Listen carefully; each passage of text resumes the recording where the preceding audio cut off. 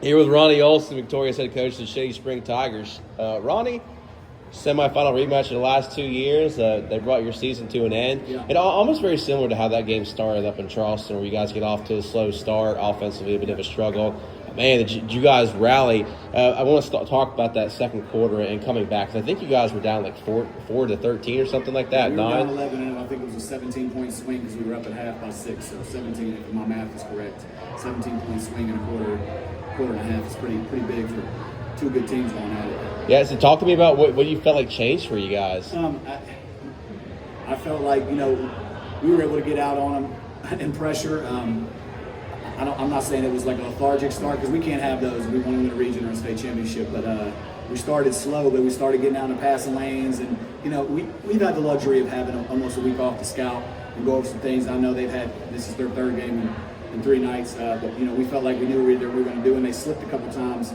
There's some things we knew they were going to do and we didn't. Once we lost a couple guys on some things we did, and I knew that wasn't going to be what happened. We just kind of stayed sound there on defense, and man, they really, we talk about defense, but offensively, we kind of got what we wanted. I mean, they ran their sets great. They rolled, they moved the ball, they filled open spots. Because Nitro is a heck of a team. They impose a lot of length. They got Stevens, is arguably one of the best scorers in the state of West Virginia, and can fill it up.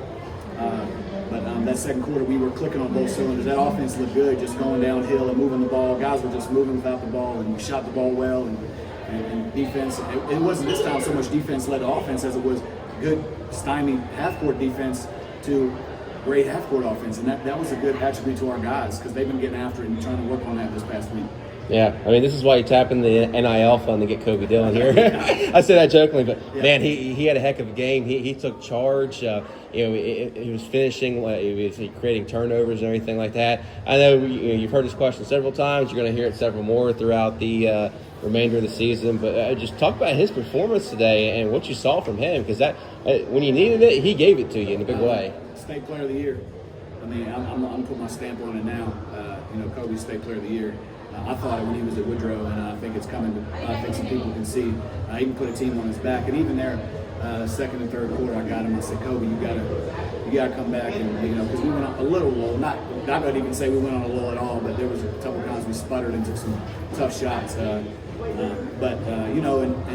want to say my thoughts and prayers out. Kobe's family. He's playing with a heavy heart. I don't want to go too much into it, but he played that game with some tough loss today, and he was able to play with his emotions on his sleeve and led his team to a big victory against one of the best teams in AAA. One thing you did a lot more today that I haven't seen so far this year is you played Cutter and Jace together. Yeah, Was that to combat their size? Talk me through that. Absolutely. And I told our guys, because Malachi and Miles have been giving us great bench production, and we said, different games are going to call for different lineups. And I thought that our big lineup could give them some problems, because most of the teams they play, they're the bigger team. So we feel the same way when we play our two big guys, the Twin Tower lineup. So, they've been working hard together. Those two, you can see they passed it. They actually fumbled a couple, but they passed the ball well to each other.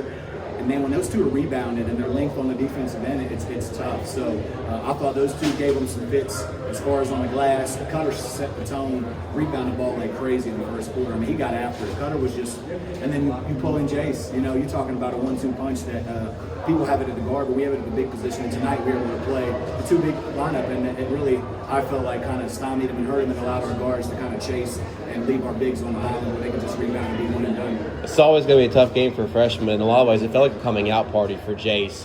We've seen flashes, but he put a lot of it together. He was able to finish strong at the rim. Yeah. I know that he missed the dunk. You told him to finish, but he came back down to possession on the next play, and Kobe's yelling at him to finish in traffic, and he finishes. I just talk about his performance, because it's never easy for freshmen to come in and play in these games that you guys have them play in, but they just seem to answer the call time after time. Well, Jace has a great supporting cast with the teammates that really give him a lot of confidence. And like I said, Jace Lilly, the sky's the limit for that kid. He is a phenomenal, not as an athlete, man, he's a phenomenal player. People haven't even seen how he puts it on the floor sometimes, because we got him playing different positions right now. But man, that steal at the end of the second quarter, was it, or halftime, whatever it was, jumped the passing lane just like one of the best guards, and was able to get a dunk. And I know he was upset he did, but that's a dunk he can finish. I wasn't as upset as it was more of a situational awareness of, hey, let's go ahead, we're up 17 or up 15, let's put them down 19 and really truly put them away, because a team like that, you got to make sure you finish it. But man, Jace isn't making he didn't make that mistake out of just trying to do it. He wanted to finish, and we've been telling him to finish strong, and he did. So he's a special player. I love him. The guys love him, and he's going to be a handful if he already isn't. Some of your guys, I want to say they were talking in jest, but they're probably serious about it. They were like, hey, do you feel like that's good enough for a top 5 spot in the coaches poll? I got to imagine you feel like a win like that, and what you guys have done over the last couple of weeks does merit a little bit more recognition. I know you guys are playing for something a little bit more important in March, but those things are important. You talk about it, and accolades are important for you. Yeah, and I'm going to talk about our schedule. I feel like talk about a statement is stating that we should host a home court.